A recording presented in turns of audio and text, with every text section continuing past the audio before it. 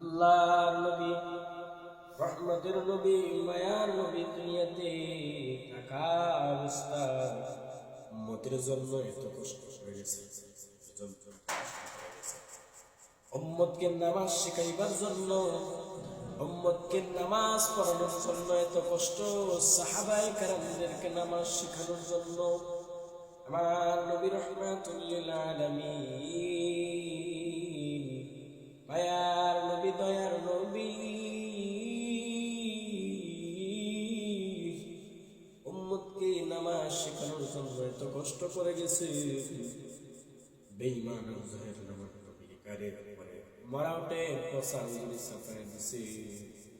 তারপর আমার নবী রহমাতুল লিল আলামিন উম্মতকে নামাজ শিখাইবার কথা বলে নাই, তারপরে উম্মতকে নামাজ শিখায় গেছে।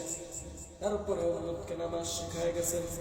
আজকে দুনিয়ার জীবনে উম্মতের জন্য এত কষ্ট, উম্মতের জন্য এত কষ্ট করে গেছেন। আজকে দুনিয়ার জীবনে উম্মত নামাজ কি তা জানে না, নামাজ কি জিনিসটা পড়ে না। তার নামাজের সময় হলে মুয়াজ্জিন যখন মাইকের মধ্যে আলান দেয়, তারা রাস্তাঘাটে বাইরে ঘোরাফেরা করে, দোকান রাষ্ট্রের মধ্যে বসে থাকে, আজকে নামাজ পড়ে না। এই জন্য আমি যুবক ভাইদেরকে বলবো, আমাদের প্রতি অগ্রসর হও।